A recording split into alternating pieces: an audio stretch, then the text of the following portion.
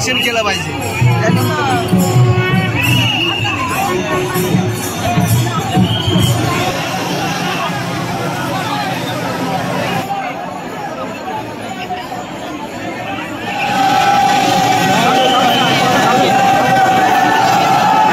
नमस्कार, रामकृष्ण हरी माऊली। स्वागत आहे तुमच्या सगळ्यांचं पुन्हा एका नवीन व्हिडिओमध्ये।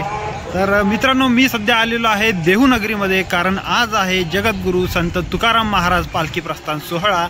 आणि या व्हिडिओमध्ये तुमच्या सर्वांना मी तुकाराम महाराजांच्या पालखी प्रस्थान सोहळ्याचं संपूर्ण जे दृश्य आहे ते दाखवणार आहे, त्यामुळे हा व्हिडिओ शेवटपर्यंत पहा। आता बघू शकता माझ्या मागे पूर्ण भरलेली इंद्रायणी नदी, त्या काठावरती आहे मी। आणि आज देहू नगरीमध्ये वारकऱ्यांचा मेळा लागलेला आहे। महाराष्ट्रातून, पूर्ण महाराष्ट्रातून वारकरी या ठिकाणी आलेले आहेत। तर कशा प्रकारे हा सोहळा होतोय, सोबतच आज पावसाने सुद्धा हजेरी लावलेली आहे, त्यामुळं आजच्या या सोहळ्यामध्ये आपल्याला काय नवीन पाहायला भेटणार आहे, काय थ्रिल भेटणार आहे, तर ते आपण बघूया। त्यामुळे हा व्हिडिओ शेवटपर्यंत पहा। जर तुम्ही चॅनलवर नवीन असताल तर लगेच सबस्क्राईब करून शेजारची बेल आयकॉनला ऑलवर सेट करून ठेवा, जेणेकरून इथून पुढे येणारे सर्व व्हिडिओचे नोटिफिकेशन तुम्हाला मिळत राहतील। तर चला मित्रांनो, करूया आजच्या व्हिडिओला सुरुवात। तर सध्या मी इंद्रायणी नदीच्या पुलावर, आणि पाहू शकता पूर्ण नदीची इथे काठोकाठ भरलेली आहे। आणि घाटावरती समोर आपल्याला भरपूर वारकरी जे ते या ठिकाणी इंद्रायणीमध्ये स्नान करताना दिसतात।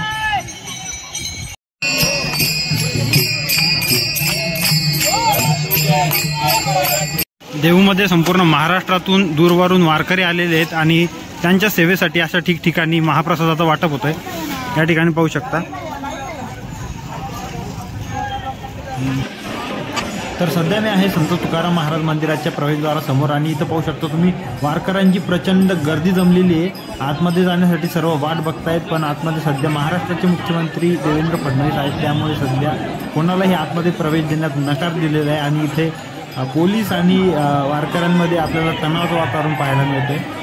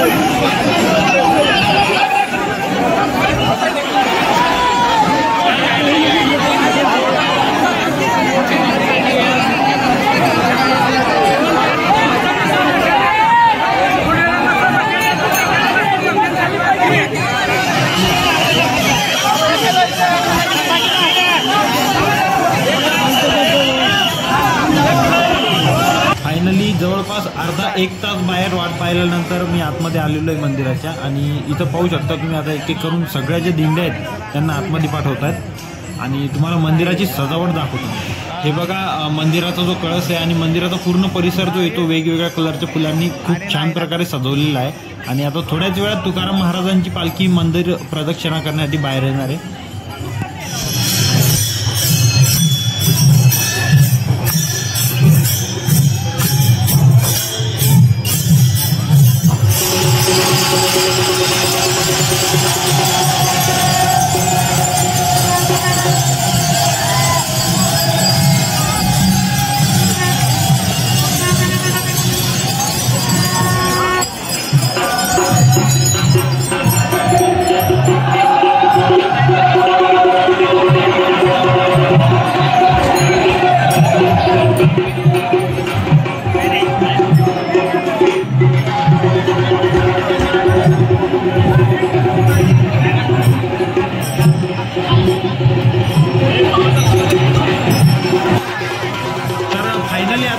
मंदिरामधून संत तुकाराम महाराजांची जी पालखी आहे ती मंदिर प्रदक्षिणा करण्यासाठी बाहेर पडलेली आहे। आणि ही पालखी आता पूर्ण मंदिराला प्रदक्षिणा घालून मग पुढे मंदिराच्या बाहेर पंढरपूरच्या दिशेने वाटचाल करणार आहे।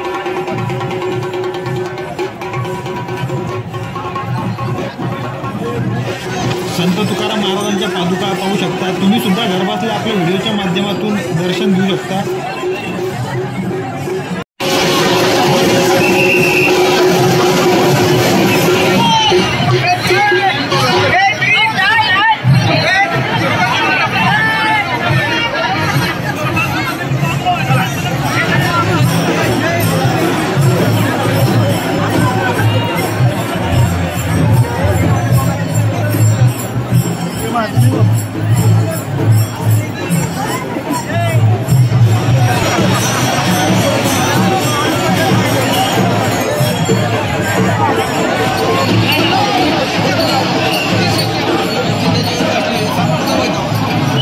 दिंडीमध्ये कोणते आहे तुम्ही? तुकाराम महाराजांच्या मुख्य सोहळ्यामध्ये. अच्छा, हा काय नवीन संदेश देऊ लागले तुम्ही लोकांना? हे जे गाडगा आहे पिढ्यान पिढ्या राहू शकतं, पण आपला देह राहू शकत नाही. म्हणून आपण निर्व्यसनी राहण्यासाठी खाऊन गुटखा आनंद मिळतो लटका, घर करू गवणं संसाराचा फाटका, झाला गुटखा बंदी मावा खाऊ तो आनंदी, कधी होईल कोणता रोग, भोगावल कर्माचा भोग, खेळ नको कसं का दिलं मटका, संसारील कायमचाच फटका, खाऊ नका गुटखा संसारील फटका. निर्व्यसनी राहा. आणि वारीमध्ये समतेची वारी आहे, मानवतेची वारी आहे, राष्ट्रीय एकत्रितची वारी आहे. नुसतं वारीमध्ये नुसतं वारकरी न राहता आयुष्यभर तो वारकरी असला पाहिजे. म्हणजे इथं वारीमध्ये कसं आहे, जात पात धर्म पंथ काय नाही, फक्त वारकरी. तसं आपण घरी गेल्यानंतर सुद्धा एक समता मानवता राहिली पाहिजे. घरामध्ये आपल्या महिलांचा सन्मान केला पाहिजे, मुली वाचवल्या पाहिजेत, पर्यावरणाचं रक्षण केलं पाहिजे.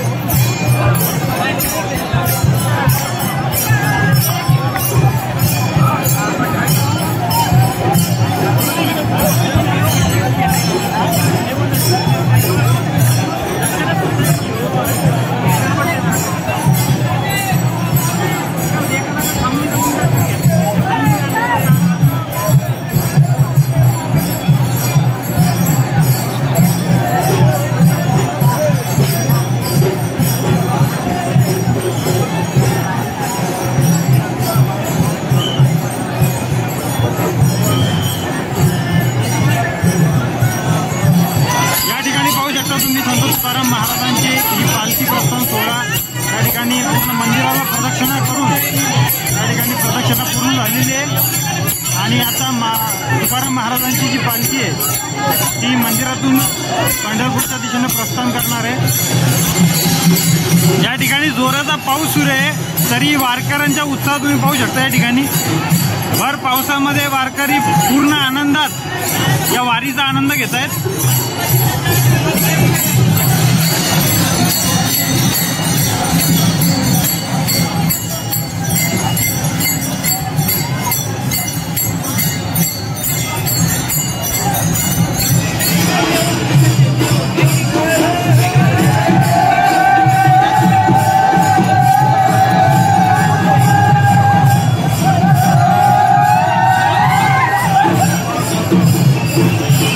पालखीचा पूर्ण मंदिराला प्रदक्षिणा करून झालेलं आहे आणि आता मी सध्या आहे मंदिराच्या प्रवेशद्वारासमोर आणि मंदिराच्या आतमधून तुकाराम महाराजांची जी पालखी आहे ती बाहेरच्या दिशेने येत आहे।